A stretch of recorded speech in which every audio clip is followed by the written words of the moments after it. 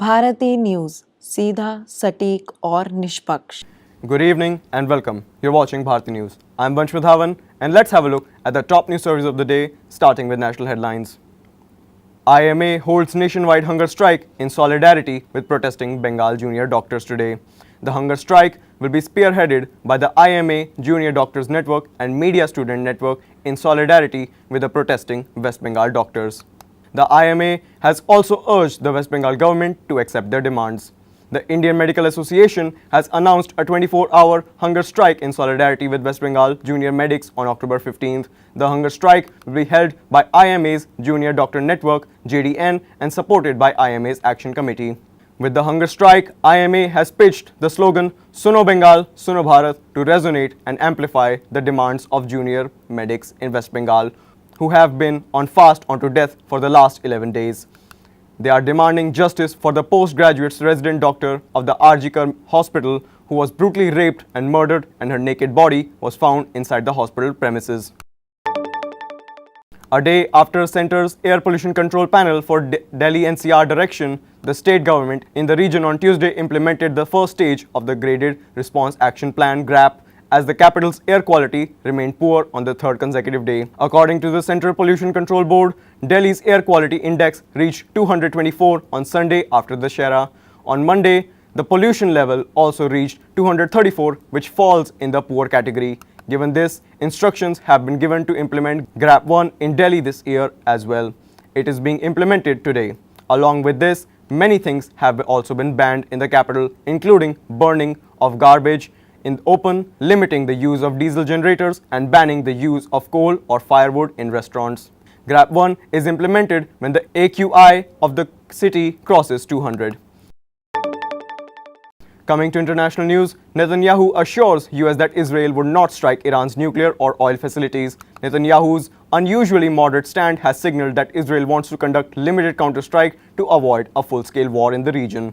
US President Joe Biden has publicly voiced his opposition to an Israeli attack on Iran's nuclear facility, while Israel is weighing an expected retaliation against Iran for its missile attack on October 1st. Israeli Prime Minister Benjamin Netanyahu has assured the Biden administration that it would only strike Tehran's military and not its nuclear and oil facilities. Two officials familiar with the matter told the Washington Post. This assurance has signaled that Israel wants to proceed with a more limited counterstrike aimed at preventing a full-scale war in the region. With a more limited counterstrike aimed at preventing a full-scale war, which the region had been bracing for after Iran's second direct missile attack on Israel in 6 months. It comes at a politically fraught time for the United States, which is gearing up for a much-anticipated presidential elections that would see the former President Donald Trump facing Vice President Kamala Harris. Canadian PM accuses India of coercive acts, threats as diplomatic row escalates. Canada expelled 6 Indian diplomats in a tit-for-tat move after India asked Canadian diplomats to leave the country by October 19th, marking a severe escalation in the diplomatic row. Canada had attempted to link the diplomats in a probe related to Khalistani terrorist Hardeep Nijjar's killing.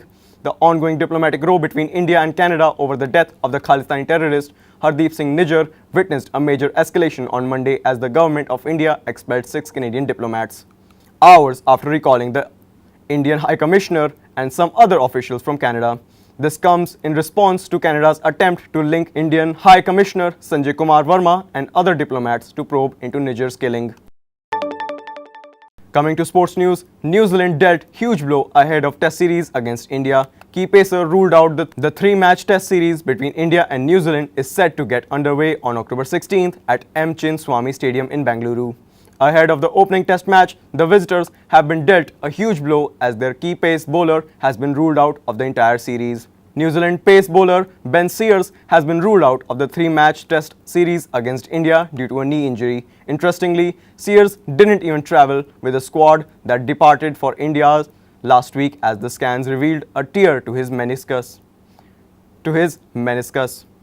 But there were hopes for him to recover in time for the series. However, following medical advice, New Zealand cricket has confirmed that the bowler has been ruled out of the entire series. BCCI scraps impact player rule from Syed Mushtaq Ali Trophy despite continuing it in IPL. The impact player rule has been the major talking point in the Indian Premier League. While it has been scrapped from the SMAT The rule will be in use in IPL for the next 3 seasons. The Board of Control for Cricket in India (BCCI) has made its mind of doing away with the impact player rule for the upcoming Syed Mushtaq Ali T20 trophy. Ending with business news, India's retail inflation rises to 5.49% in September, driven by surge in food prices. As inflation rates fluctuate, analysts are likely to closely monitor future trends and the potential need for adjustments in monetary policies by the Reserve Bank of India. As per the government data, India's retail inflation rose to 5.49% in September from 3.65% in August this year. Key contributors to this spike in inflation may include rising food prices, increased demand, and other economic factors that are influencing the cost of living for Indian households. The consumer price index-based inflation was 5.02% in September 2023. The National Statistics Office data showed that inflation in the food basket rose to 9.24% in September from 5.66% in August and 6.62% in the year-ago month. Over 1.5 lakh candidates registered for PM internship scheme within 24 hours of launch. The scheme was announced in the Union Budget presented by Finance Minister Nirmala Sitharaman. The scheme is being implemented by the Ministry of Corporate Affairs. The interns will be inducted into the top 500 companies in India from December 2nd. After the launch of the PM internship scheme, over 1.55 lakh candidates have applied for the scheme within 24 hours, sources said on Sunday. In October, the dedicated portal for the scheme went live for registration at 5 p.m. The target for the scheme's pilot project was to have 1.25 lakh candidates, which crossed in just 24 hours. The internship under the scheme will begin on December 2nd. The scheme's provisions a monthly financial assistance of Rs 5,000 for 12 months and one-time grant of 6,000 rupees for an intern.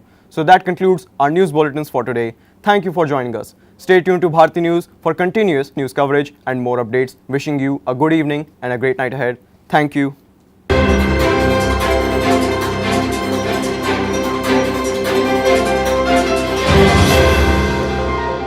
Bharti news, सीधा, सटीक और निष्पक्ष।